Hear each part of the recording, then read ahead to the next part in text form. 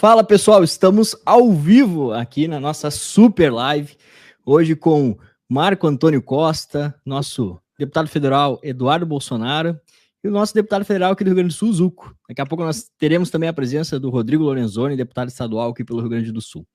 Como eu divulguei e convidei vocês para estarem aqui, o Marco também, todo o pessoal convidou, nós vamos falar um pouquinho sobre as manifestações que vão ocorrer amanhã, no dia 15, muito importante, a gente tem visto mobilizações em todo o país, e vamos falar sobre o Congresso Brasil Conservador que está se aproximando aí, e vamos iniciar no dia 17, o primeiro dia de palestras.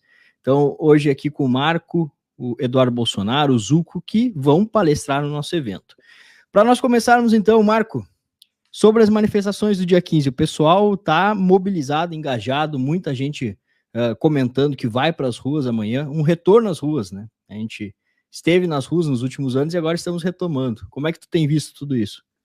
Boa noite, Maurício. Boa noite, Eduardo Bolsonaro, deputado federal Zuco, tudo bem com vocês? É uma honra estar com vocês aqui nessa live pré-feriado e eu acho, eu tenho batido muito nessa tecla no programa da Gazeta do Povo e nos programas do Fio Diário, né? Show da Manhã, no meu programa.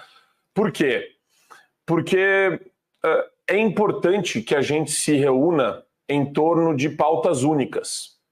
E na minha cabeça, na minha concepção, existe uma premência aí de apontar para os maiores abusadores e para as instituições que estão interferindo diretamente nas nossas liberdades públicas e que estão atrapalhando a nossa capacidade de debater livremente na imprensa, de se manifestar livremente nas redes sociais.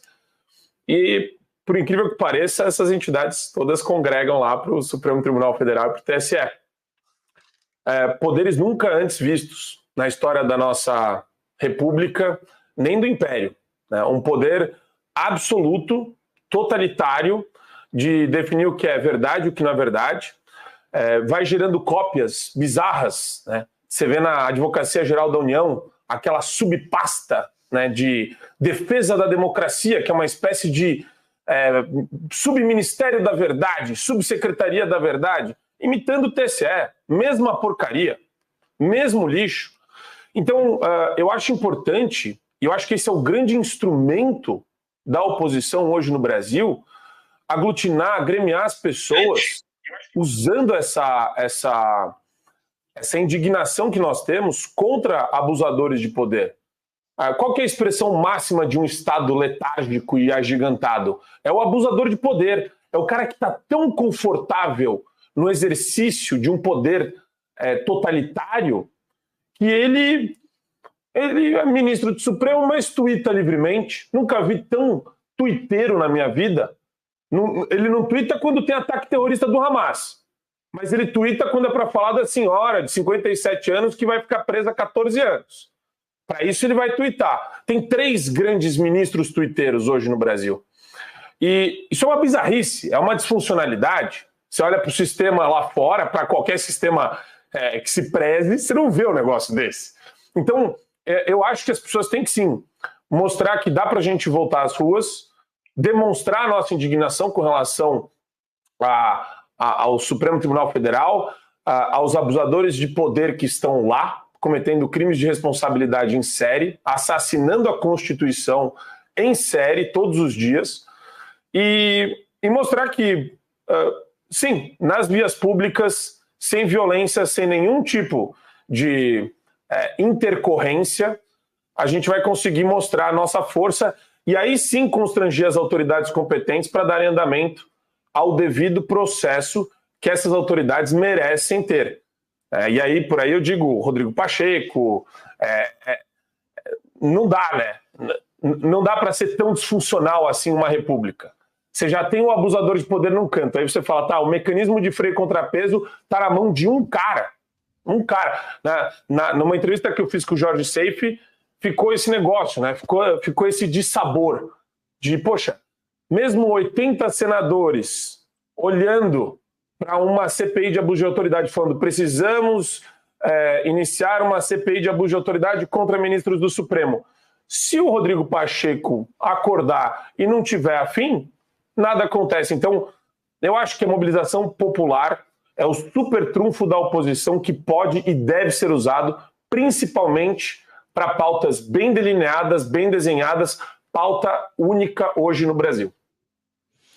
Zuco, nós estamos tendo a honra aí essa semana, vamos receber o presidente Jair Bolsonaro aqui, o pessoal está todo mobilizado já para a manifestação de amanhã e também para receber o presidente.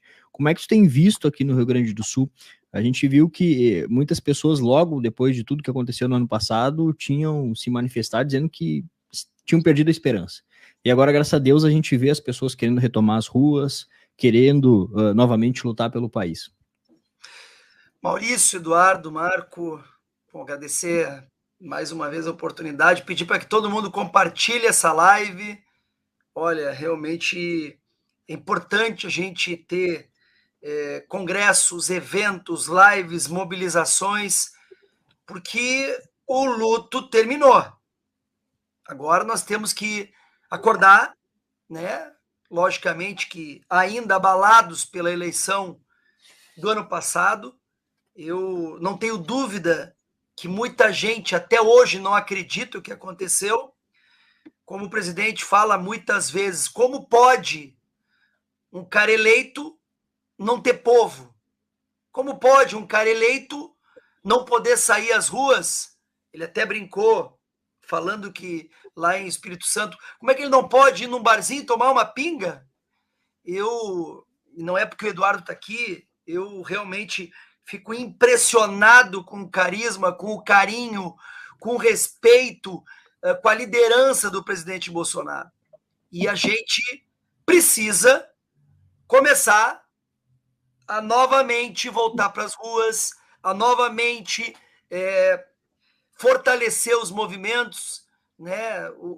Não só o conservador, mas a gente tem que incentivar todas as iniciativas. Eu estava agora numa homenagem aqui em Porto Alegre a um grande jornalista, mais de 80 anos, um dos caras mais processados pela esquerda, por isso tem a minha continência, e ele estava comentando, ele falou assim, ó, a verdade é o que nos basta e ela vai mostrar o quanto mal faz o PT. Vai demorar? Demorou, mas está até sendo rápido, porque em um ano, o Eduardo está lá, está vendo o quanto desserviço, quanta incompetência.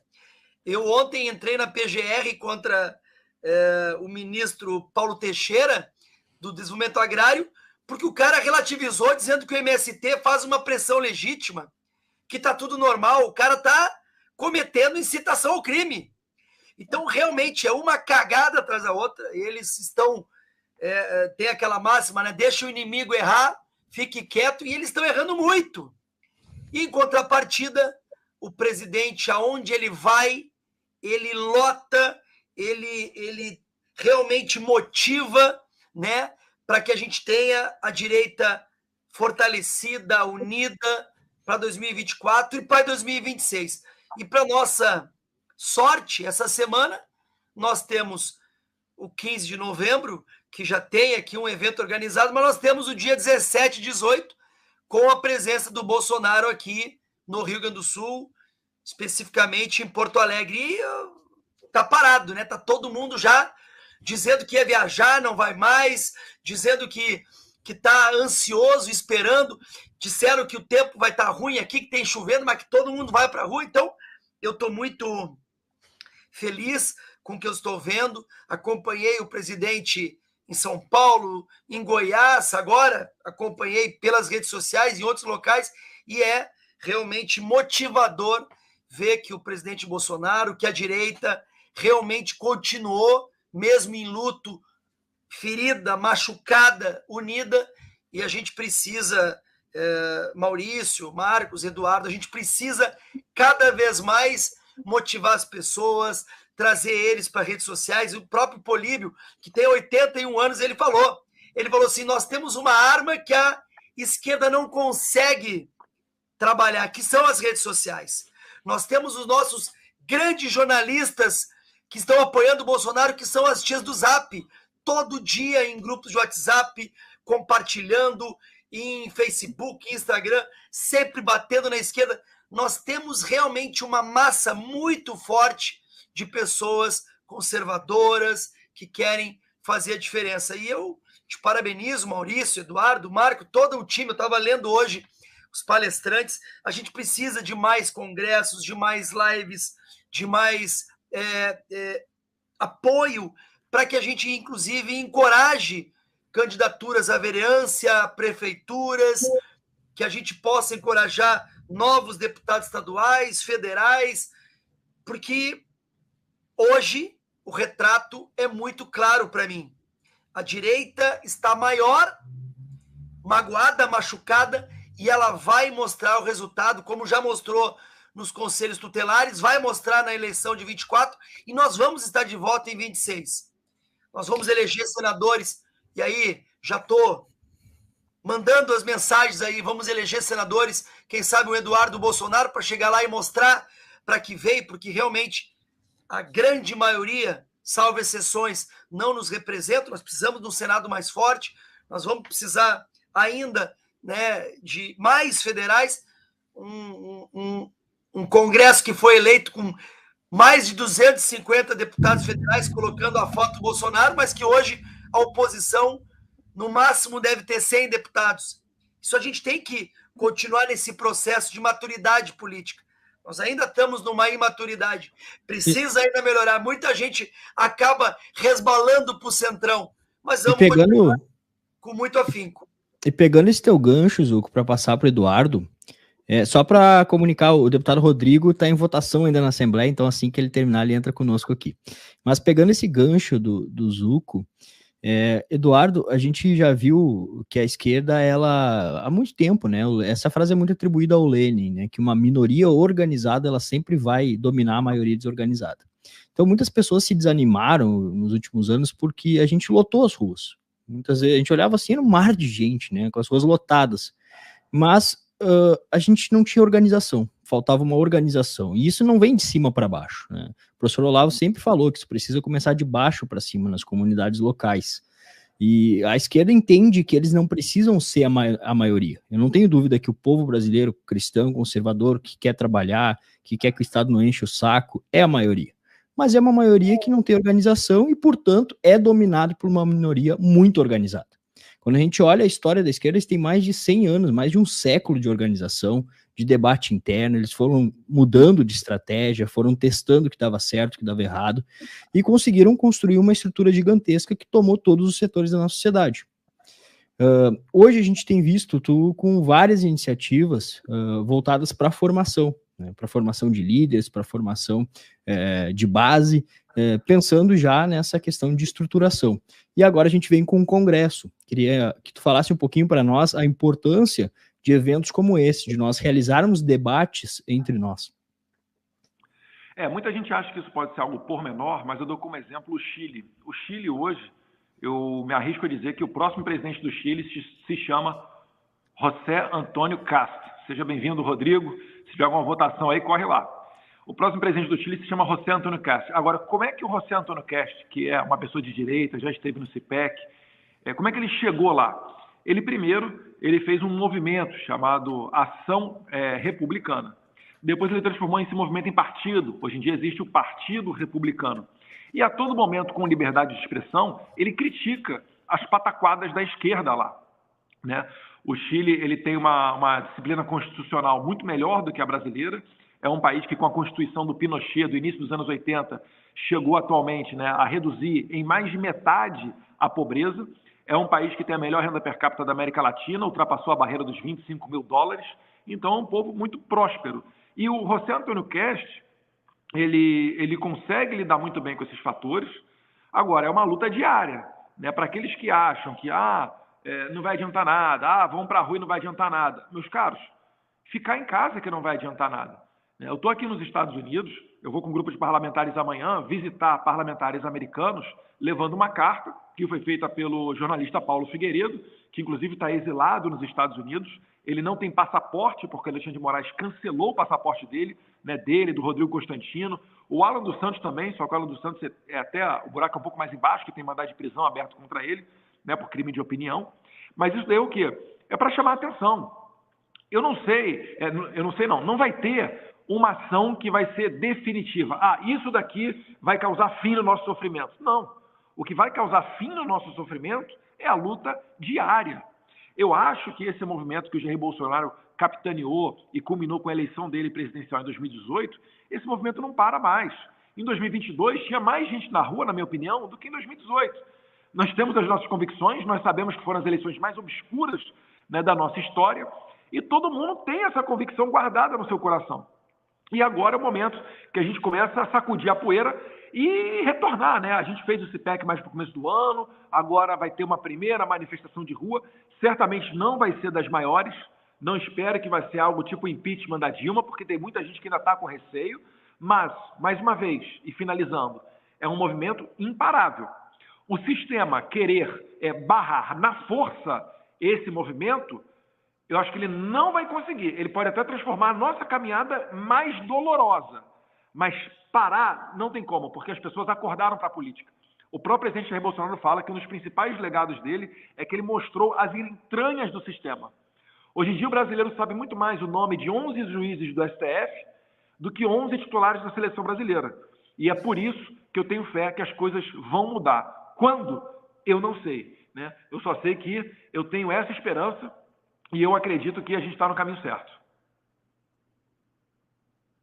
Perfeito. Passar agora para o deputado Rodrigo, que chegou aqui. Rodrigo, nós estávamos falando sobre as manifestações do dia 15, a presença, que nós vamos ter a honra de ter a presença do presidente Jair Bolsonaro aqui no Rio Grande do Sul, e também sobre a necessidade de organização dentro de tudo isso, né? Nós vimos que a esquerda tem mais de um século de organização e a direita está engatinhando nesse quesito. Falta muito debate, falta nós discutirmos até mesmo entre nós as ideias, para que a gente deixe de ser só reativo e passe a poder ser mais propositivo. Hoje a gente muitas vezes passa boa parte do tempo correndo atrás da esquerda, atrás de cortinas de fumaça, e não é propositivo, né? Nós conseguimos eleger um presidente e talvez chegamos lá sem saber muito qual o caminho seguir, porque faltou essas discussões que são o objetivo do Congresso Brasil Conservador.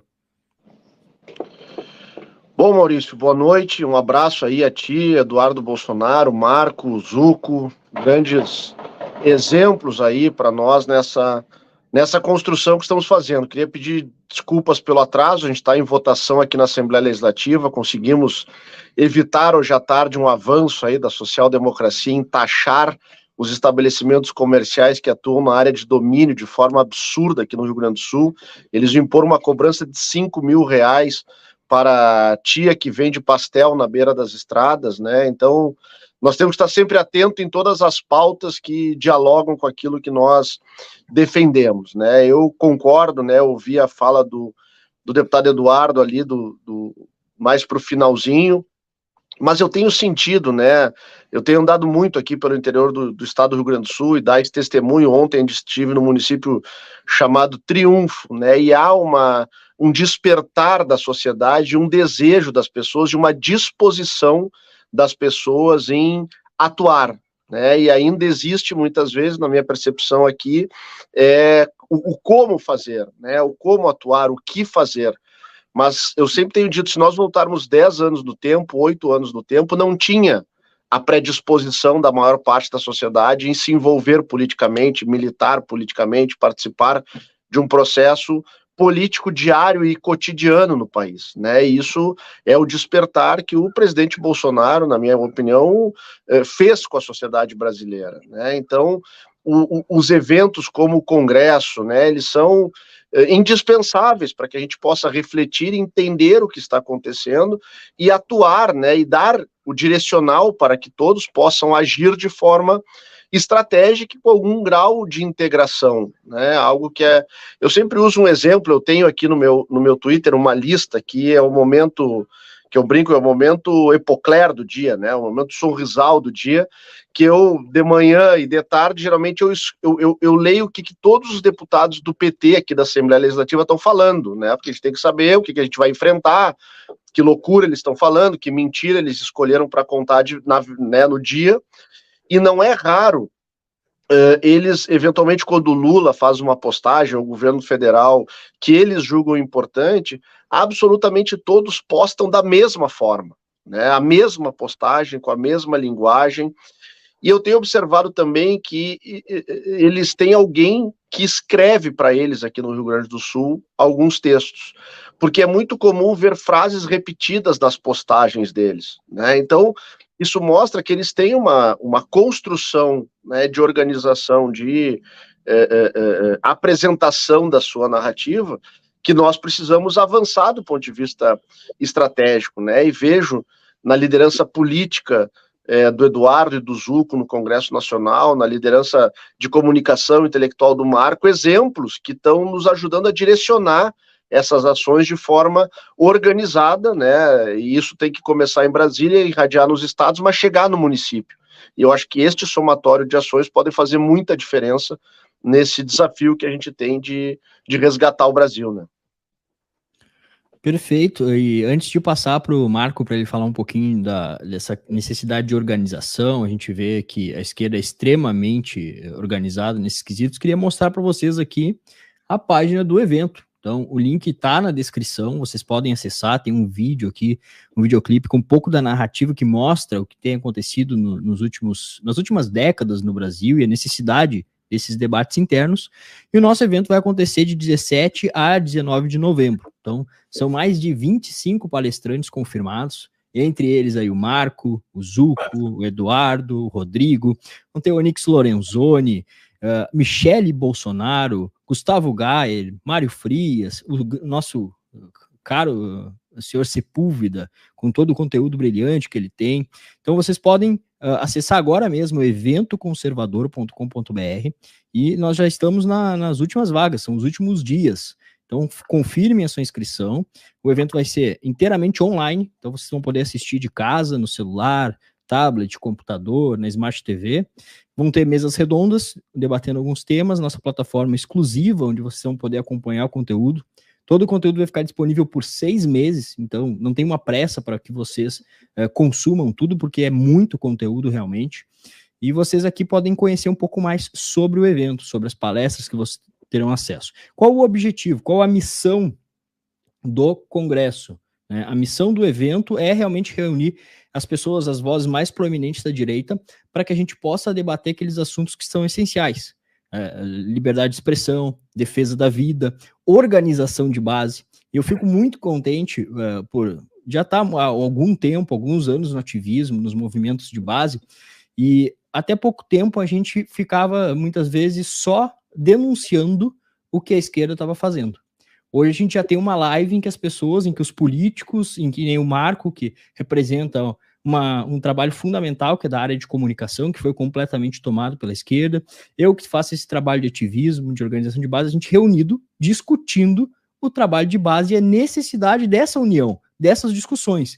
E o Congresso, ele vem para realmente fazer esse papel. Então a gente vai ter ali a Michele, Nicolas Ferreira, Eduardo Bolsonaro, todos os outros debatendo, cada um trazendo um tema que considera essencial e que vê a necessidade de que o movimento conservador debata para sair cada vez mais fortalecido.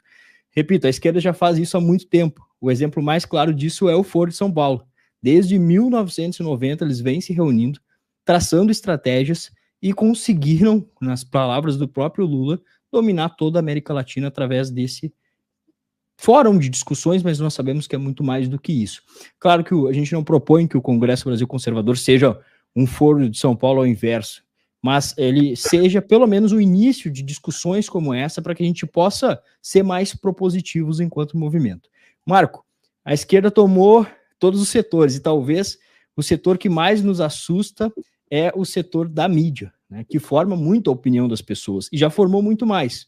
Hoje, graças à internet, houve uma quebra do monopólio, mas ainda as redações estão tomadas.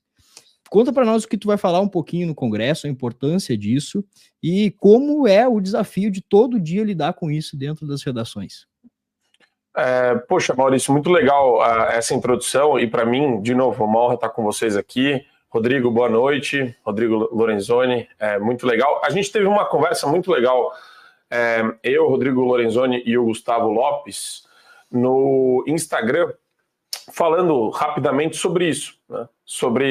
Tentando em 22 minutos articular o que a gente precisa fazer, o que dá para fazer na questão da comunicação. E eu fui bem duro, assim. Eu fico pasmo de ver como a nossa aristocracia é medíocre. E agora, eu tento bater duro, porque acho que quando você não individualiza, a gente pode bater duro, né? Pode bater muito duro. Temos uma aristocracia de direita medíocre, desmobilizada, desorganizada, que precisa entender e ter senso de urgência dos inimigos que nós estamos enfrentando. De um lado, comunistas, tarados, censores. Do outro lado, ditadura do judiciário a pleno vapor no Brasil. E a comunicação? Você coloca numa Kombi, empurra de um penhasco, acabou. Não tem comunicação de direita no Brasil. Não tem. Tem as redes sociais de grandes expoentes da direita aqui, que estão na política, alguns pouquíssimos fora. Aí você fala, a Gazeta do Povo. Para acabar com a Gazeta do Povo, é 2 segundos. Ah, mas é centenário. É 2 segundos. 2 segundos. Para acabar com a Revista Oeste, mais 2 segundos.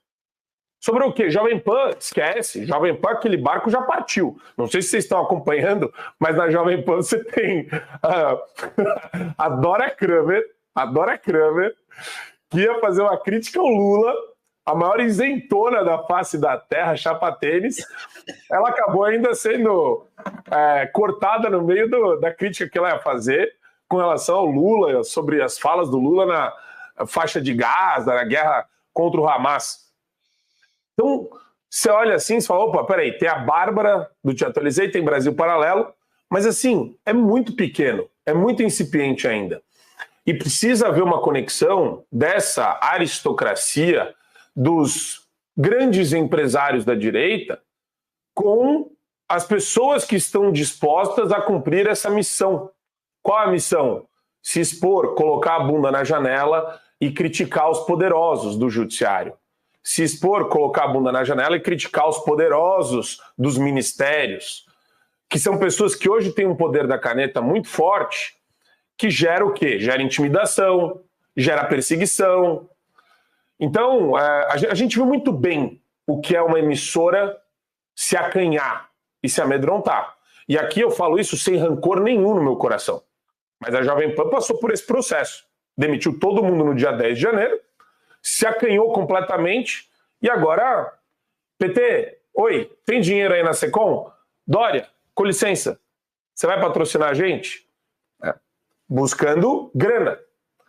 E eu olho assim para comunicação da direita, eu quero ver mais meios proliferando, eu quero ver que as pessoas, eu quero que a gente tenha a nossa câmara de ressonância, porque já é uma disputa assimétrica. E a gente já cobra muito dos políticos que estão cumprindo uma função, estão desempenhando uma função relevantíssima. Lá também é assimétrico. Desculpa, Marcos. O Terça Livre acabou. Todo mundo viu a covardia que aconteceu. Congelaram as contas. Tinha um orçamento de mais de 1 milhão por ano, algo sensacional lá que o Alan dos Santos conseguiu construir junto com seus parceiros. Agora, o que eu estou vendo? As pessoas muito migrando para outras plataformas. Hoje, por exemplo, eu conheci o estúdio do Locals em Miami. Eu vejo que o Paulo Figueiredo tem um sucesso no Locals. Você acha que o futuro é mais ou menos por aí? De ir encontrando uma plataforma diferente, de ir tentando achar essas maneiras de burlar esse politicamente correto imposto, sei lá, VPN, Telegram. Você acha que é mais ou menos por aí? Eu sou mais pretensioso. Eu queria agregar todo mundo. Eu queria pegar esse Dream Team e colocar tudo debaixo de um grande guarda-chuva, de um grande CNPJ e de peito aberto brigar com o judiciário. Vamos colocar, vamos fazer, vamos se planejar, mas a gente consegue. E assim, peito aberto, brigar contra quem? Contra quem é antidemocrático? Brigar contra quem é tirano? Pô, feliz da vida eu faço isso. Mas eu preciso ter apoio, eu preciso ter algum tipo de respaldo. Eu estou disposto a cumprir essa missão, mas eu preciso... Você está certíssimo. Aí é que entra o que o Maurício está falando aqui da organização. Organização, gente, envolve financiamento. Eu lembro uma vez, eu estava divulgando o Fio Diário, que vocês estavam lançando, né, Marco? Aí a pessoa veio para mim, Eduardo, mas e se o Marco Antônio resolve ganhar dinheiro com esse negócio daí? Eu falei, cara, tomara que ele ganhe muito dinheiro com isso. As pessoas ainda têm, a direita ainda tem uma sensação de que não tem que ser limpinho, não posso misturar com dinheiro. Gente, o PT tem mais de 200 milhões, se eu não estiver enganado, são 200 milhões por ano, alguma coisa assim, ou por mandato, para ir para cima da eleição, para ir para cima da comunicação. A gente vai ficar fazendo esse puritanismo, etc. Eu falo, não, eu voto no Congresso para reduzir a zero o fundo eleitoral. Mas enquanto tiver dinheiro público indo para o PT, eu não posso abrir mão do que tem para o PL. Tem que pegar esse dinheiro sim, fazer uma pancadaria de CIPEC, tem que colocar para frente um monte de outras iniciativas, e ainda mais, se for dinheiro privado, melhor ainda. Eu faço até uma sugestão para você. Gostou do Brasil Conservador? Dá uma olhada lá no Fio Diário, sabe? É um projeto sensacional. Cara, Marco, só para... Eu tenho que liberar o Zuco, já passo para ti, Zuco, porque o Zuco tem um compromisso. Só que eu só queria pegar esse gancho do Eduardo agora, que é o seguinte. A gente olha para a esquerda e a gente tem uma esquerda bilionária, literalmente. Nosso inimigo é bilionário. Isso, palavras do Gilmar Mendes, eles têm dinheiro para vencer, disputar eleições até 2040, né? E quando a gente vê uma esquerda que tem muito dinheiro fruto da corrupção e uma esquerda que é financiada por bilionários, como o George Soros. Enquanto isso, a direita está aqui com recursos mínimos, né, fazendo uma vaquinha aqui, uma vaquinha ali, e eu acabei chegando a uma conclusão que às vezes parece que a esquerda é mais capitalista no Brasil do que a direita. Então, a mentalidade anticapitalista que a esquerda prega, ela foi impregnada nos brasileiros de uma forma que às vezes o sujeito é conservador, mas ele tem uma mentalidade anticapitalista. Então, a gente colocou o Congresso, assim, o valor mais em conta possível, porque tem custo de produção, de edição, de distribuição, tráfego pago para a gente alcançar mais pessoas, e também é uma forma de que a gente consiga fazer algum caixa para ir fazendo mais eventos como esse. Então, o valor que nós colocamos é praticamente simbólico, tá? É R$ 69,90 para ter acesso a mais de 25 palestras por 6 meses. Dá para parcelar em 12 de R$ 7,90. E, além de tudo, é uma forma de você financiar para que novos eventos desses aconteçam. Então, a gente não tem dinheiro público. Muita gente dizendo, mas a esquerda faz esses eventos de graça. Meu amigo, o conceito básico do liberalismo, do conservadorismo não existe almoço grátis.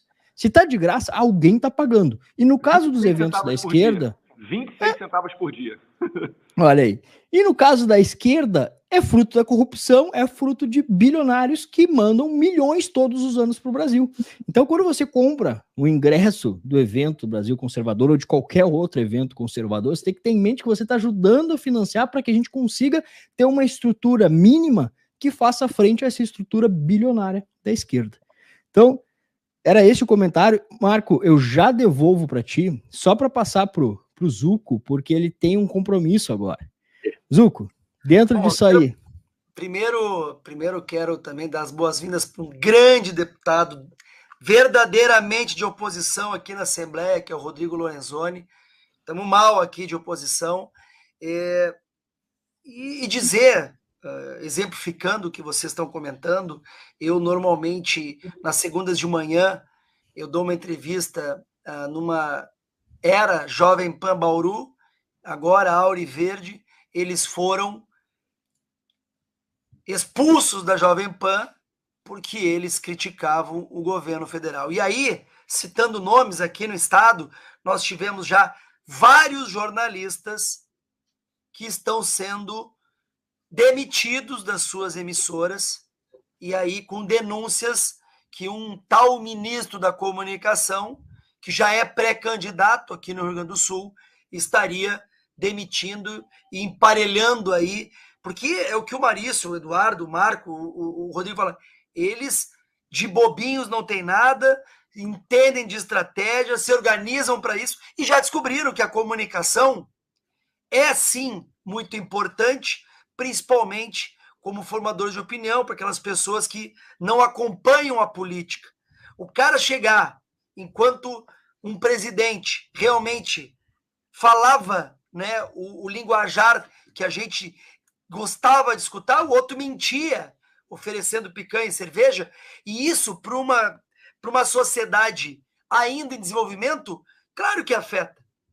É o estelionato eleitoral que deu certo, e hoje os milhões, os bilhões de reais que eles gastam em publicidade tem que ser levado em consideração. Hoje, aqui em Porto Alegre, canso de sair nas ruas e ver aí um outdoor do governo Lula mentindo, falando coisas, conquistas, inclusive, que vieram do governo Bolsonaro.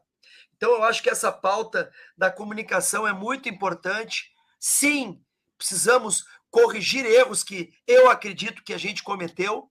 O presidente Bolsonaro fechou as torneiras de várias emissoras. Não estou dizendo que ele deveria manter aberta, pelo contrário, mas acho que nós tínhamos tanta coisa boa para publicitar, que era importante publicitar, sim, as conquistas do governo federal, e este governo que não tem as mesmas vitórias, eles falam, eles mentem, eles têm uma narrativa maldosa, uma narrativa realmente que muitas vezes encanta a sociedade que não procura conhecer, né, o que é a esquerda e o seu projeto de poder. A esquerda tem um projeto de se perpetuar no poder e vai trabalhar muito para ficar em 24 nas prefeituras e em 26 nos governos de estado e na presidência. Eu quero agradecer, realmente, dizer que eu sou muito feliz de estar passando por esse momento, que a gente trabalha muito no Congresso, seja na Câmara, no Senado, com pessoas, formadores de opinião, como o Marco, como o Maurício, e vocês que estão nos assistindo. Vocês não só, peço para que vocês participem desse Congresso, mas que participem de todos os movimentos que a direita está proporcionando. Nós precisamos realmente nos organizar. Nós precisamos falar mais na palavra estratégia. Nós precisamos apoiar mais vereadores e prefeitos. Não é feio falar em política. Feio é roubar. Feio é depois você criticar sem realmente ter feito a sua parte. Eu não participei do aniversário da minha filha de 6 anos, da minha outra de 17, do meu filho de 13. Esses dias tomei um xingão, porque ele falou que eu não vou vê-lo competindo, mas eu sei que eu estou numa missão, e essa missão tem tempo de validade. Quem sabe daqui a pouco nós estamos aí passando para outras pessoas virem para a política. Precisamos de sangue novo. Mas nessa hora, neste momento, a gente precisa da organização, precisamos do seu apoio, da sua luta. Faço e aproveito essa bela audiência para os gaúchos que estão nos assistindo. Compareçam amanhã, dia 15, aqui no Parcão, e em várias cidades do Rio Grande do Sul, em várias cidades do Brasil que estão se mobilizando. Eu sei que é feriado, mas saia de casa, vai lá fazer a sua parte, demonstre força e união. E aqui, dia 17, esperando o presidente Bolsonaro, Michele Bolsonaro, porque é muito importante o Rio Grande do Sul também demonstrar o seu carinho ao sempre presidente que lutou contra o sistema bravamente, que ainda continua liderando a direita conservadora. Maurício, muito obrigado. Eduardo, Marco, Rodrigo, vou deixar até a tela mais bonita agora com os 4 grandes amigos que eu conquistei na política, e eu quero mais uma vez agradecer e convidar vocês. Quem não se inscreveu até agora, se inscreve lá, Brasil Conservador. Tem cada palestra que não podemos perder. Um abraço, obrigado. Valeu, Zuco, grande abraço. Pessoal, então, para a gente continuar nosso bate-papo, vamos tentar agora exibir o recado do deputado Nicolas Ferreira, um recado super especial aqui para vocês. Fala, pessoal do Brasil Conservador, já está chegando aí o nosso congresso e terá várias pessoas palestrando. Eu sou uma delas, Michele Bolsonaro, Eduardo Bolsonaro, vários nomes aí no Brasil inteiro para poder falar um pouco com você sobre a direita, sobre os novos rumos e os desafios que nós estamos enfrentando, tá bom? Então, clique aqui no link aqui que está aparecendo aí no vídeo para você se inscrever e não perder o maior evento conservador online do Brasil.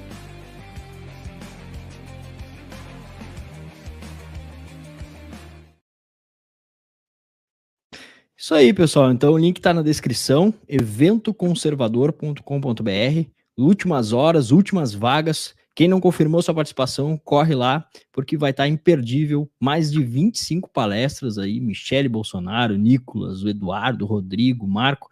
Vai ter uma discussão muito importante sobre aqueles temas que são mais caros, mais essenciais, para que a gente possa fortalecer o movimento conservador no Brasil, de modo que a gente consiga fazer frente a essa mega estrutura que a esquerda tem. Então, voltando ao nosso papo, Eduardo, tu estava falando aí, fazendo uns questionamentos para o Marco, né, sobre a questão da comunicação. tu tem tido várias experiências internacionais e trazido aos poucos essas experiências de organização para cá. A gente vê o movimento conservador americano, ele está anos-luz à nossa frente, né? E como bons conservadores, a gente pode aprender muito com eles. O que tu tem a nos falar dessas iniciativas nos Estados Unidos, como elas funcionam e o que de bom a gente pode aproveitar por aqui? Inclusive, só mais um ponto, o nosso eterno ministro Onyx também fazendo um trabalho muito semelhante na Europa, né? Ele tem feito toda essa conexão, assim como tem feito no mundo todo, ele tem feito lá na Europa. E ele vai estar participando do Congresso, trazendo um pouco dessa experiência do movimento conservador europeu para nós. E eu acho que ano que vem aí o ministro Onyx vai ter boas notícias para dar para nós, né, colocando o Brasil no centro dessa cena conservadora. Mas, por exemplo, uma das portas que a gente está aproveitando e utilizando nessas conexões que nós temos aqui fora, essa comitiva amanhã de cerca de 10 parlamentares, entre senadores e deputados, que estará aqui nos Estados Unidos, a gente vai lá para Washington, D.C., que é a capital americana, Girão, Seife, Nicolas, eu, Júlia Zanata, Ramagem, Capitão Alberto Neto, Altineu Cortez, eu acho que não esqueci mais ninguém, mas enfim, a gente vai na Heritage Foundation, que é o maior think tank do mundo, né? Para você ver o nível de desenvolvimento dessa questão conservadora aqui nos Estados Unidos. Né? Para você que acha que debate é pouca coisa, os caras têm uma casa, um prédio, que é só para esse tipo de iniciativa. É claro, eles não ficam apenas organizando debates e discussões e mesas redondas ali dentro. Eles publicam livros, eles têm um dos melhores rankings de liberdade econômica do mundo, tá? Inclusive o governo brasileiro, no tempo de Bolsonaro, agora não vai mais se importar com isso, né?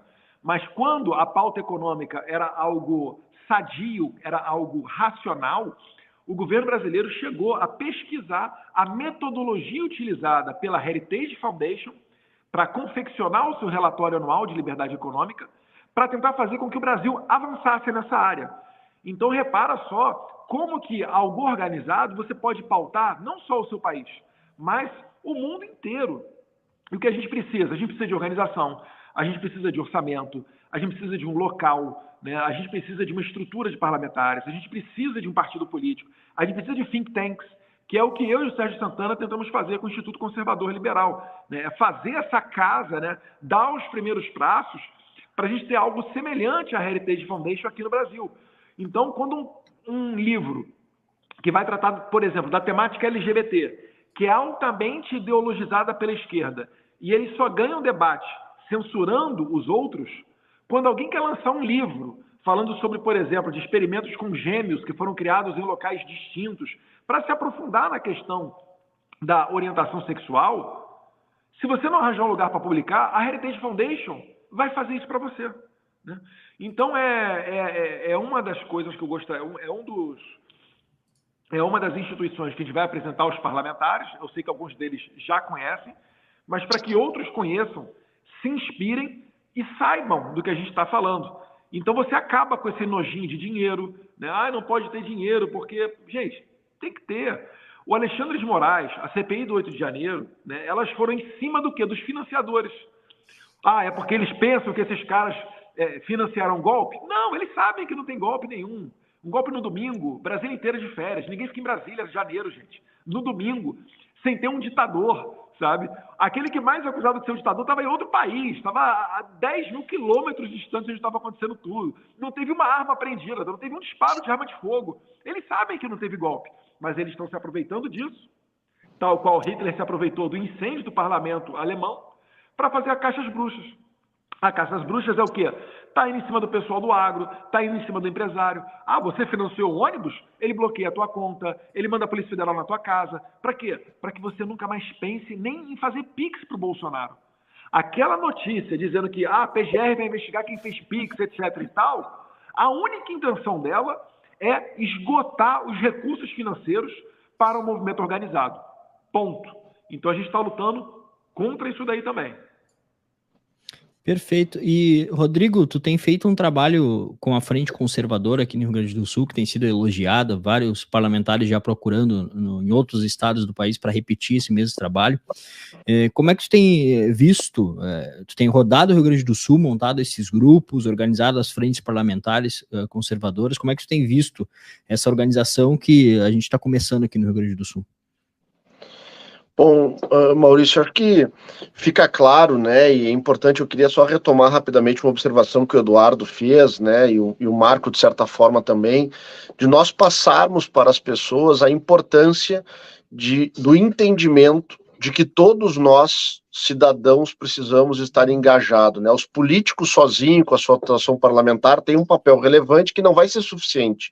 Nós precisamos daqueles que estão nos veículos de comunicação, nós precisamos do cidadão atuando na sua casa, atuando na escola do filho, nós precisamos dos empreendedores apoiando esses movimentos. Então, isso é algo que eu queria reforçar aqui, né, porque me parece que ainda há uma expectativa, né, e eu vou colhendo isso nessas andanças aí pelo interior do estado, de uma falsa expectativa de que ou algo mágico vai acontecer do dia para a noite, ou que no curtíssimo prazo nós vamos resolver alguma coisa, ou uma cobrança que muitas vezes eu sofro, e sei que vocês também, né, a gente denuncia alguma coisa na rede social, a gente vai atrás de uma coisa, uma situação difícil, o pessoal diz, só está falando, quero ver tu fazer. Não, nós já estamos fazendo, né?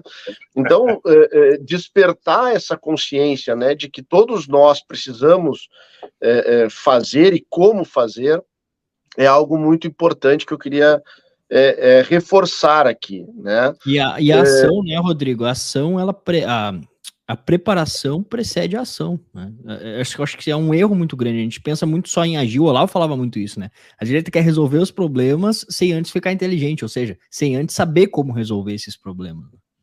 Exatamente. E essas... Não, às vezes, olha aqui, rapidinho, desculpa, Rodrigo. Às vezes é engraçado, o cara vem, eles dão um esporro, vocês têm que fazer alguma coisa, tal. Aí eu falo, beleza, amigão, concordo com você. Se você fosse deputado federal, o que você faria? Aí, porra, cara, não ajudou nada, só ajudou a expressar o cenário. Não, exatamente isso, né? E eu acredito que essa ação, né, que nós estamos tentando desenvolver aqui no Rio Grande do Sul, e tem outros estados organizando também, é um processo de preparação, né? Então, nós tivemos agora um seminário, foi no sábado de manhã, no município de Encantado, né, na região do Vale do Taquari, aqui, que infelizmente ficou famosa no Brasil pelas cheias que teve recentemente, né? Lá o pessoal do Instituto Liberal dos Vales fez um seminário Olavo de Carvalho dos Vales, né?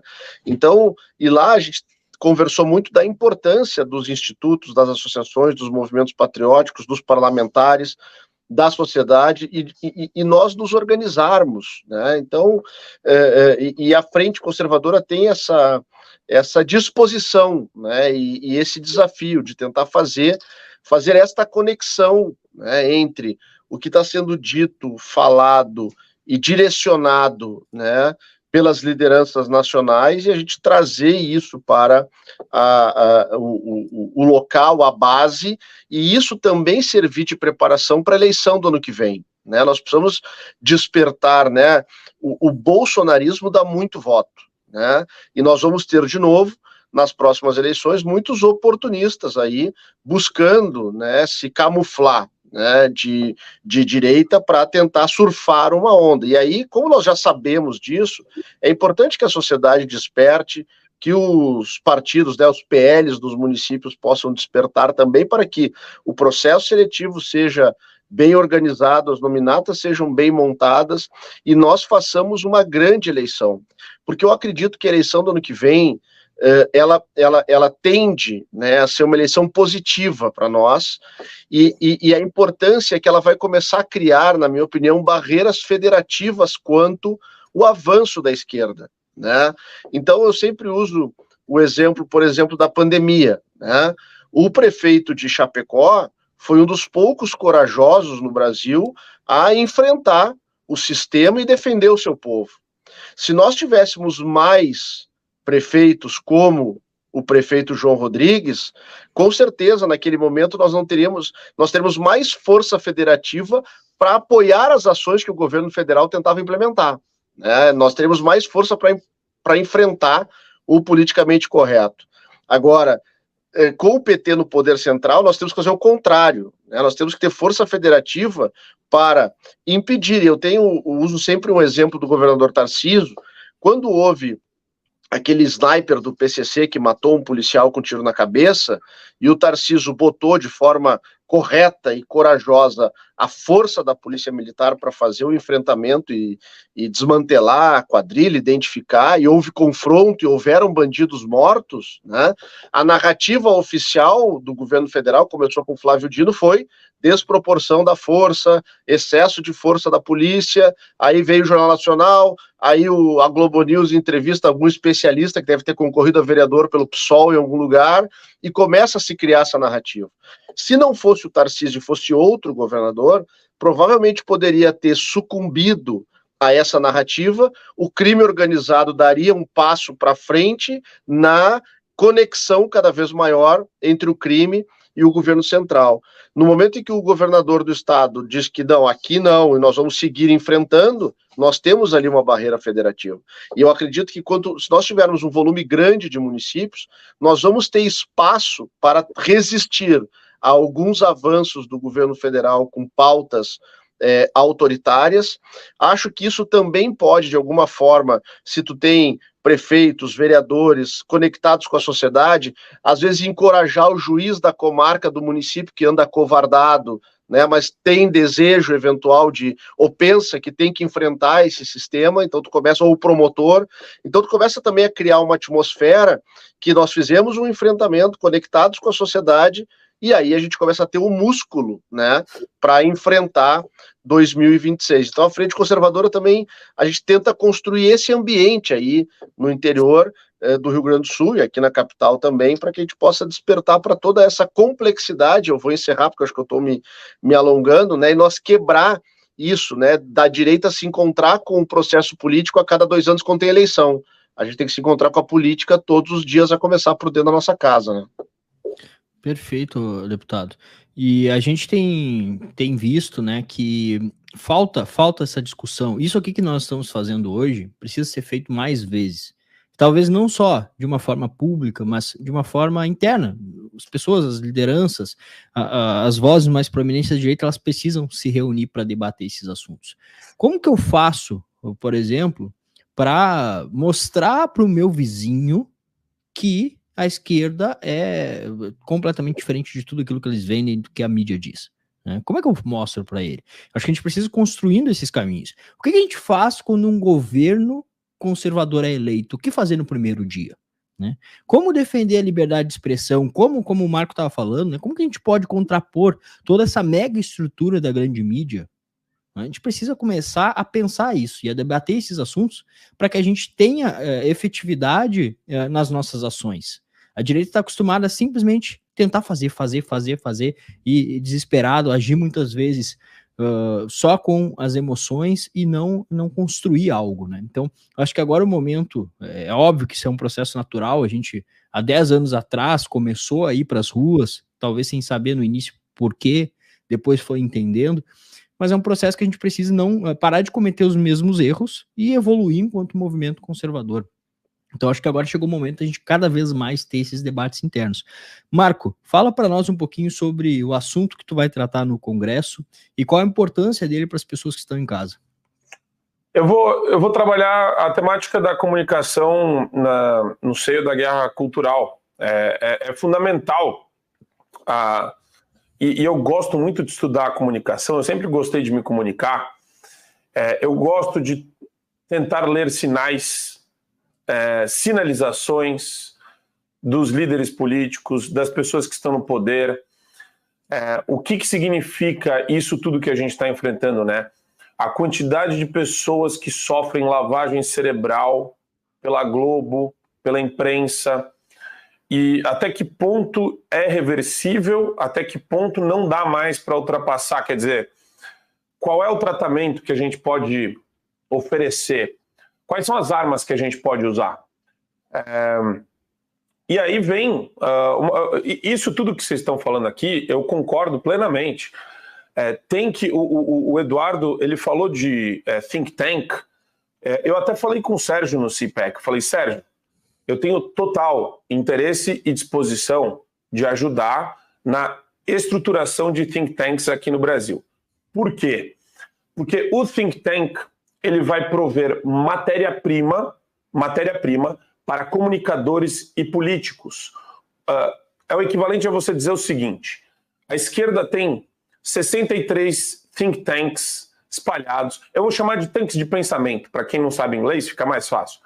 A esquerda tem 63 tanques de pensamento espalhados pelo Brasil. São 63 universidades federais, fora os estaduais, fora as privadas, que estão na mão da esquerda. Eu fiz PUC, a PUC hoje apoia o terrorismo. A PUC tem bolsa MST. A PUC São Paulo tem bolsa MST. Esse é o nível de radicalismo e de expansão da janela de Overton desses canalhas. Tá? Eles normalizam terrorismo. A PUC São Paulo normaliza terrorismo. Então tá, essa é a eficiência deles. Tá? É a efetividade e eficiência desses caras. Eles extrapolam o extremismo ao máximo. Por quê? Porque eles têm todos os tanques de pensamento. Toda a produção acadêmica e cultural passa pelas universidades nas mãos dessa canalhada. Então os caras eles ficam fazendo sarau sobre o ânus, eles ficam fazendo sarau sobre sauna LGBT, e isso vira tudo dissertação de mestrado, tese de doutorado, de professor que vai dar aula na Universidade Federal da Bahia, de professor que depois vira assessor de ministro do TSE. Esse é o nível de delinquência intelectual que a gente está vivendo hoje, mau caratismo. E por que é importante o think tank? Porque ele vai ser... Tanque de pensamento é uma coisa forte, né? Mostra exatamente para que serve. Eu, se quiser beber de uma fonte aqui no Brasil para enfrentar as mentiras que a Amanda Klein fala durante o Jornal da Manhã da Jovem Pan, eu vou pegar minhas referências dos Estados Unidos, que aqui não tem. Então, é muito legal a iniciativa do Eduardo, do Sérgio Santana e de todo mundo que pensa em montar isso, mas tem que saber o seguinte, ó. E o Eduardo sabe disso, o Sérgio também, não é apenas a reunião, a confraternização ou a reunião para debater assuntos esporadicamente. É muito mais do que isso, é financiar o estudo de um cara aqui na Universidade Brasileira que vai lá para o Heritage Foundation estudar como está acontecendo nos Estados Unidos. O cara vai fazer um trabalho de pesquisa para falar, opa, Marco, eu vou te dar os dados aqui sobre como esse discurso da gordofobia serve para matar mais gente gorda do que para salvar essa galera. É o tal negócio. Não é só contra-atacar ou reagir, é atacar. É atacar a galera da esquerda. É isso que eu acho que é interessante do ponto de vista comunicacional e que a gente tem a possibilidade hoje de montar se tiver um alinhamento de interesse econômico com propostas e missões boas que vão gerar esses frutos. Daí é uma questão de tempo. Concordo com todo mundo. A gente não vai resolver isso em 2 anos, 3 anos. É um processo cultural que vai levar 10, 15 anos, mas que frutifica com muito mais qualidade. Porque daí a gente vai ver a repercussão disso naturalmente no ambiente político. O ambiente político é mera consequência dessa transformação cultural, e eu gosto de entender como a comunicação se encaixa nisso, né? E o que a gente pode fazer para ser mais eficiente na comunicação, juntando todas essas partes interessadas de transformar culturalmente o Brasil. Perfeito. O Sérgio Santana está confirmado no Congresso e esse é exatamente o tema da palestra dele. Ele vai falar sobre essa atuação dos institutos, a importância de cada vez mais nós termos iniciativas dessas nos estados também, aqui no Brasil. Eduardo, fala para nós um pouquinho sobre a palestra que tu vai trazer para o Congresso e a importância do tema para quem está em casa. Eu vou falar muito sobre a questão da guerra cultural, como é que ela ocorre na política e como é que ela foi estruturada, né, ao passar dos anos. Você deu um gancho bacana aí, né, falando que a esquerda está organizada há mais de um século. A gente tem falado bastante, né, a primeira célula organizada da esquerda no Brasil é 1922, em Niterói, com o Partido Comunista Brasileiro. Não é PCdoB, tá, gente? É PCB. Mas olha só, de 1922 para cá, foram 100 anos que eles debateram, chegaram ao modelo de maior sucesso deles agora, né, que é a Revolução Cultural, é a tomada do poder através da cultura. Então, tudo isso que você vê, às vezes você não consegue entender, né? Poxa, mas como é que tem gente que é a favor de eu deixar meu filho na escola, ele voltar menina, e isso daí vai ter que passar a ser o padrão e eu respeitar o meu filho de 4, 5 anos de idade que não sabe nem o que está fazendo? Como é que, poxa, o pessoal fala que é arte, um estrupício se debatendo no meio do público, o outro cagando no chão, os outros dedando o rabo um do outro, né, fazendo a cirandinha, um pelado atrás do outro. Como é que ele fala que isso aí é arte? Nada disso aí é sem propósito, gente. Isso daí é só... É o auge, né, daquele pensamento da escola de Frankfurt, né, ou aqui no Brasil se popularizou mais do Antônio Gramsci, né, mas isso daí é o auge disso. E a gente está experimentando isso agora, tá? Antônio Gramsci, ele viveu e escreveu tudo que ele escreveu, principalmente o Caderno dos Cáceres, na década de 30. A escola de Frankfurt, a gente está falando da década de 20, né? Então, olha o quanto tempo depois é que está vindo realmente esse resultado. Então, eu vou falar disso daí, vou trazer um apanhado histórico, passando por Saul Alinsky, regime militar, e a gente vai entender primeiro o nosso inimigo para depois entrar nesse campo de batalha. É bem ao estilo Sun Tzu, né? Se você conhecer somente a si e não conhecer o seu inimigo, para cada vitória você vai ter uma derrota nessa guerra. Agora, se você conhecer a si próprio e ao inimigo, você sempre ganhará. E se você não conhecer nem a si próprio nem o seu inimigo, você vai perder todas as batalhas. Então, em que pese eu já sentir que nós aqui da direita, a gente está vivendo um momento propositivo, onde o nosso público não se contenta mais, alguém falou anteriormente, mas o nosso público não se contenta mais em a gente dar porrada de volta no PT, em desconstruir aquilo que eles construíram. Agora as pessoas estão falando, beleza, mas o que vai vir no lugar disso? O que vai vir depois da agenda ESG? Qual é a nossa resposta para o globalismo, para a pauta climática? Então, esse, né, é um dos papéis do Brasil conservador. É debater isso tudo, trazer as mentes pensantes, a gente construir, né, realmente uma proposição de direita. Né? Falar, ó, eu quero acesso às armas. Tá, mas você quer acesso a ponto 50 igual nos Estados Unidos? Você quer um acesso igual na Suíça, do serviço militar obrigatório? Enfim, esse é o momento que a gente está vivendo, na hora de construir. Perfeito. A gente tem sempre um cuidado, né? Porque a esquerda, ela basicamente, ela pega uma narrativa pronta, ela joga para as pessoas, ela quer que as pessoas simplesmente repitam isso, né? Então ela transforma as pessoas em idiotas úteis que vão sair repetindo um discurso. Eu acho que o nosso desafio é botar a cabeça das pessoas para pensar, né? Você vê essa menina aqui é a síntese disso. Ela repete essa ladainha toda, ela não tem a mínima noção de onde é que fica Israel no mapa. Mas ela está falando que Israel é genocida, né, que está protegendo o povo palestino. O povo palestino nunca sofreu genocídio, gente. Nunca, né? E Israel, sim, já teve 18 milhões de habitantes, hoje em dia tem 15, né? Porque foram perdidas milhões de vidas de judeus na Segunda Guerra Mundial e por conta do Holocausto. Perfeito. E aí o erro que a gente não pode cometer é que fazer com que as pessoas da direita simplesmente repitam discursos e não consigam defender esses discursos diante de um argumento um pouco mais elaborado. Então, às vezes o sujeito diz, eu sou a favor das armas, mas daí no primeiro argumento que ele encontra, que talvez leva para um lado mais sentimental, ele já não consegue manter o argumento dele. Por quê? Porque ele está simplesmente, às vezes, pegando uma opinião que ele ouviu do Marco ou de alguém e está repetindo, né? E é isso que a gente tem que tentar construir uma direita que coloque as coisas na balança, que pense. Eu não quero que as pessoas ouçam o que eu estou falando, que o Marco está falando, o Rodrigo, o Eduardo, e saiam repetindo, não. Verifiquem isso na realidade para ver se é verdade, né? E a esquerda não, a esquerda quer que as pessoas fiquem cegas. E, Marco, dentro disso que tu falou, né, da importância dos institutos, da gente ter essa formação, eu vejo o seguinte, um erro dentro do movimento conservador hoje, já foi pior, a gente está melhorando nesse quesito, mas a gente tinha algumas bolhas. Então, a bolha dos intelectuais, pessoal que gostava mais de estudar, escrever livros, a bolha do pessoal da política mais imediata, que às vezes iria para a política partidária, aqueles que eram mais ativistas, e essas bolhas, elas ficavam se atacando.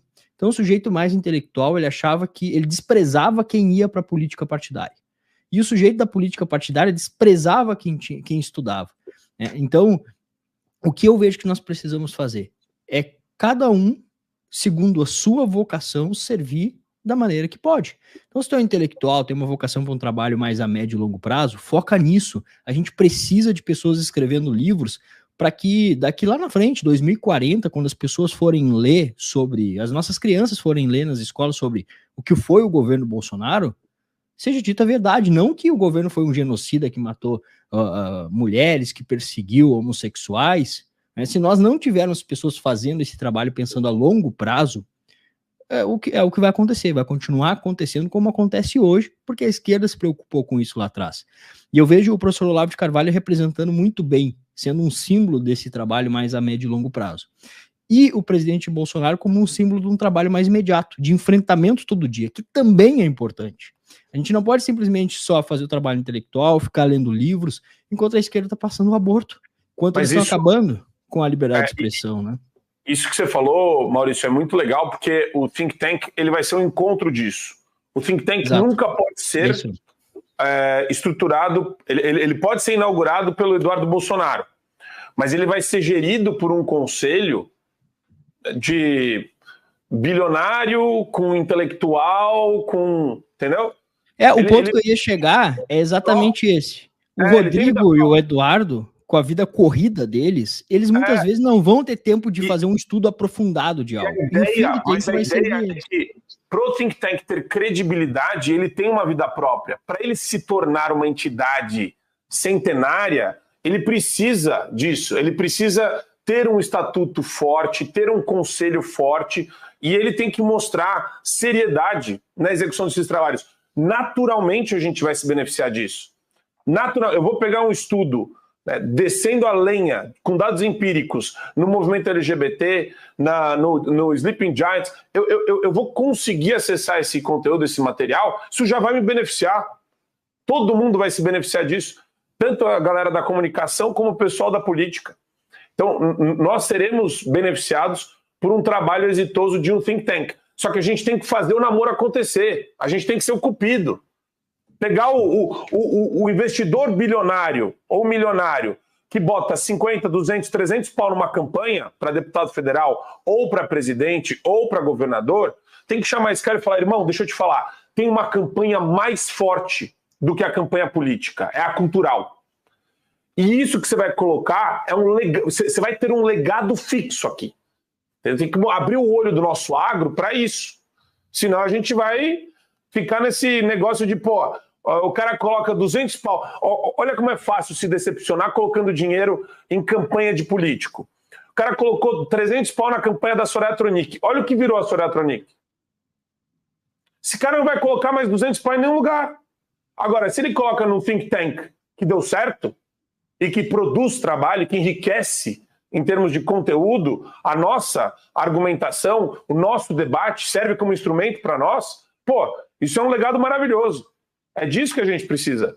Então, a gente tem que fazer esse namoro acontecer. Perfeito. Deputado Rodrigo, sobre o que o senhor vai falar no Congresso e qual a importância disso para quem está em casa? Maurício, eu vou abordar, né, por que a esquerda usa, né, a destruição da economia para atingir a nossa liberdade, né, fazendo um gancho aí com a lei da liberdade econômica que o presidente Bolsonaro trouxe para o país. Eu tenho o orgulho de ser o autor aqui no Rio Grande do Sul da lei, de ter regulamentado ela como secretário de desenvolvimento em Porto Alegre, e Porto Alegre, a partir da lei, passou a ser a capital que melhor tem ambiente de negócios no Brasil, né? E na verdade, a liberdade econômica, ela favorece, né, que as pessoas possam ter renda, riqueza a partir da atividade empreendedora. E quanto mais o cidadão tem a capacidade de ter o seu dinheiro no bolso, menos ele depende do governo. Quanto menos ele depende do governo, mais livre ele é, né? E a esquerda não tolera o cidadão livre, pois tem a necessidade de ter um governo totalitário. Para isso, ele precisa, de alguma forma, controlar as pessoas. E como eles têm essa questão do avanço, né, cultural, e a questão da força foi deixado de lado para sutilmente implementando as suas pautas, eles começam a asfixiar a atividade econômica com muita intervenção estatal, com muita burocracia, com muito imposto, e vai tirando a capacidade da sociedade de gerar oportunidade, riqueza, gera desemprego, gera miséria, as pessoas passam a depender do governo. E quando passam a depender do governo, ou para sobreviver, ou para trabalhar, o governo passa a impor a eles, inclusive, o que vão comer, o que vão comprar, quanto vão ganhar, enfim. Então eu quero poder tentar refletir sobre isso, né? O quanto a gente assiste o governo federal e a esquerda avançar nas liberdades de expressão, na liberdade religiosa, mas também na economia e na liberdade econômica, né? Então a ideia é a gente poder pensar um pouco e refletir um pouco sobre isso para entender por que esta reforma tributária, por exemplo, veio da forma que veio, né? Com uma concentração absoluta de recurso na União, né, na mão do governo central, tirando dos estados a capacidade, muitas vezes, dos municípios de construir políticas de incentivo ao desenvolvimento, enfim, né, e a gente possa entender, né, e na linha daquilo que nós estávamos conversando aqui, da importância de tentar passar essas reflexões como forma de subsídio para quem vai estar nos acompanhando, né, e a gente ter a compreensão dos movimentos aí que o inimigo faz. Então a ideia é fazer esse contraste aí, esse paralelo entre a liberdade econômica e a intenção dos governos de esquerda em destruí-lo e o porquê que nós, né, liberais de direita, defendemos tanto as liberdades, né, e aí para quem defende as liberdades como nós, a gente aumenta o poder do cidadão e tira o poder do Estado, e assim uma sociedade livre prospera, né? E a esquerda faz o contrário, né? Ela concentra o poder no Estado e tira a liberdade do cidadão. Então a ideia é essa. Ótimo. Pessoal, então caminhando para o final da nossa live, mostrar para vocês um pouquinho só dos palestrantes. Tem outros nomes sendo confirmados aqui. Agora há pouco a gente acabou de confirmar também o Luiz Felipe de Orleans e Bragança, então, brilhantando também o nosso evento. Então, Rafael Nogueira, Lisboa, Rodrigo Lorenzoni, Gustavo Lopes, Sérgio Santana, Mário Frias, Senhor Sepúlveda, o Ferri, Michele Bolsonaro, Nicolas Ferreira, Rogério Pires, Eduardo Bittar, nosso irmão venezuelano, que luta bravamente contra a ditadura na Venezuela. Nós temos muito que aprender com os venezuelanos que têm enfrentado o que a gente está enfrentando hoje há mais de uma década. Bia Kicis, Eduardo Bolsonaro, Gilberto Catani, Gustavo Gairo, Nix Lorenzoni, Gil Diniz, deputado Zuco, que estava aqui conosco, Zoe, Paulo Eduardo Martins, o Marco e o deputado Bilinski. Tem também a Júlia Zanata, que ainda não foi colocada na arte, já está confirmada, o deputado Hélio, mais conhecido como Hélio Negão, né, o Hélio Bolsonaro. Então, fantástico o pessoal, o grupo de pessoas que nós temos aqui.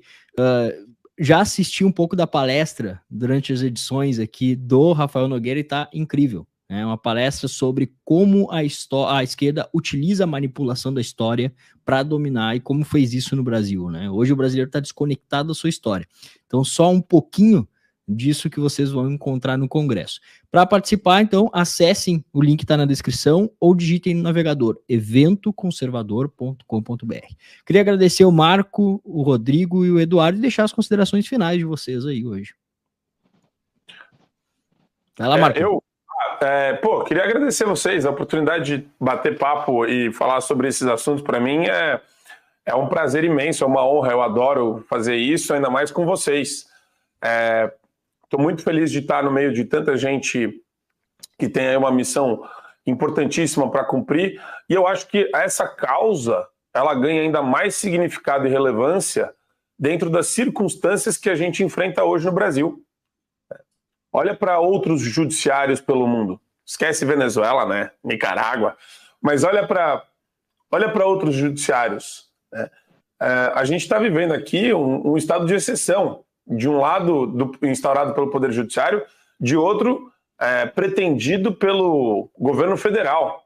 Né? Então, nunca foi tão relevante a gente se organizar de maneira eficiente em prol de assuntos tão sensíveis e importantes para as nossas famílias, para a nossa liberdade, para defender esses valores. Então, eu tiro o chapéu para a organização do evento.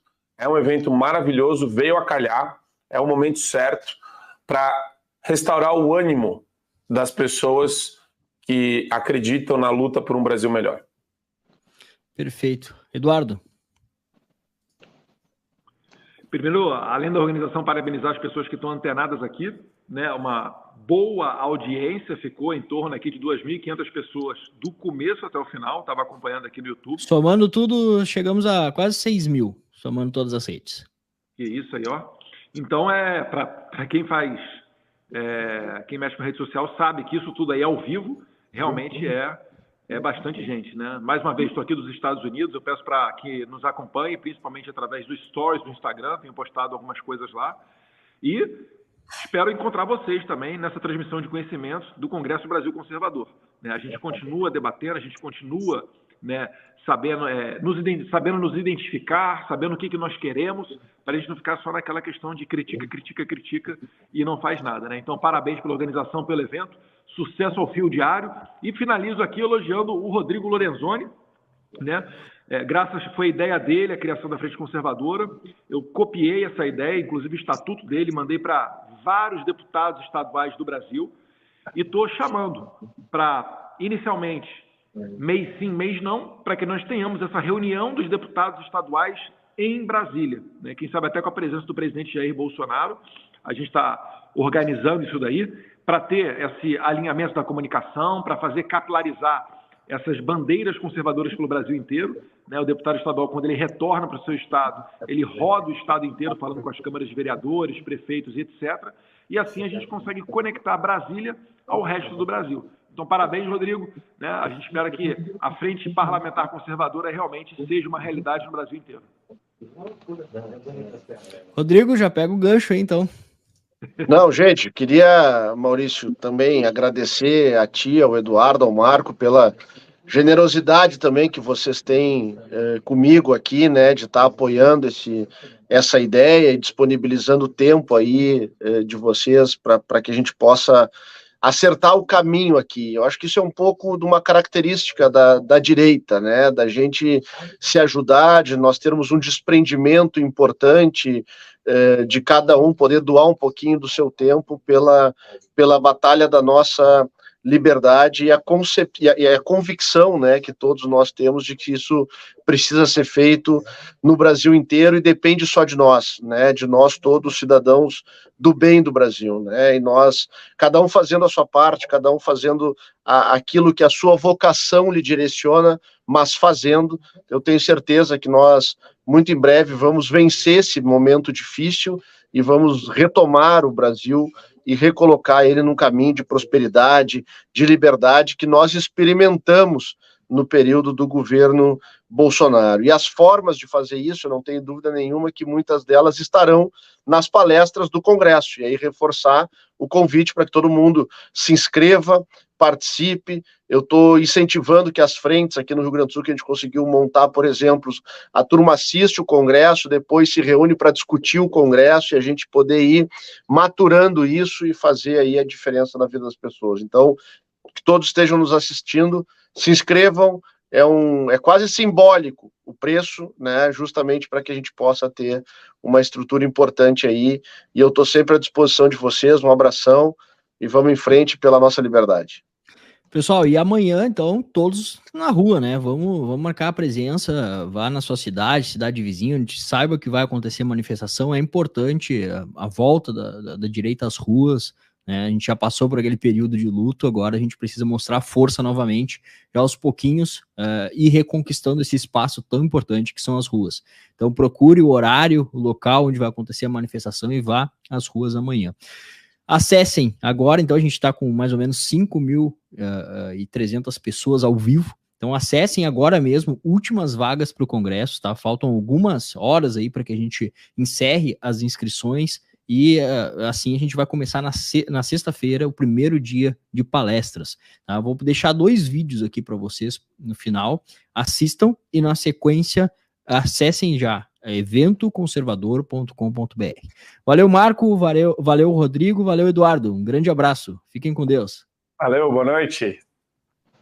Fala, pessoal do Brasil Conservador, já está chegando aí o nosso congresso e terá várias pessoas palestrando. Eu sou uma delas, Michele Bolsonaro, Eduardo Bolsonaro, vários nomes aí no Brasil inteiro para poder falar um pouco com você sobre a direita, sobre os novos rumos e os desafios que nós estamos enfrentando, tá bom? Então, clique aqui no link aqui que está aparecendo aí no vídeo para você se inscrever e não perder o maior evento conservador online do Brasil.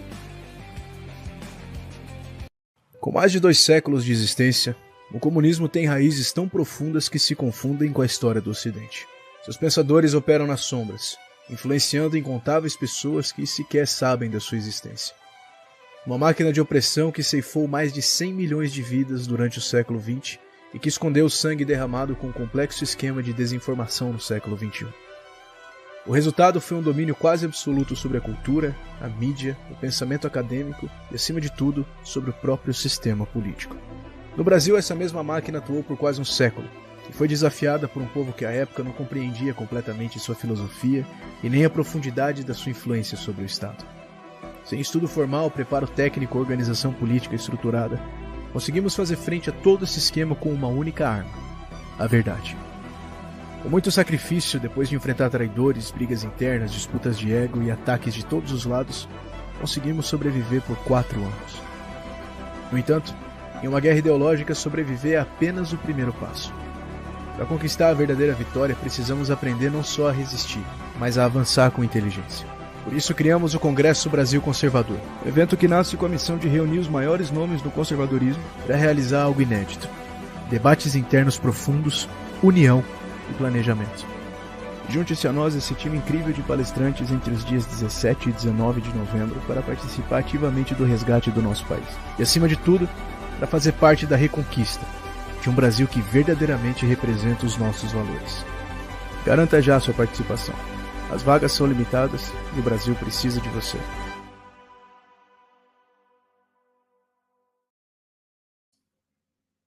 Isso aí, pessoal. Então acessem eventoconservador.com.br, o link está na descrição e a gente se vê no Congresso Brasil Conservador. Grande abraço.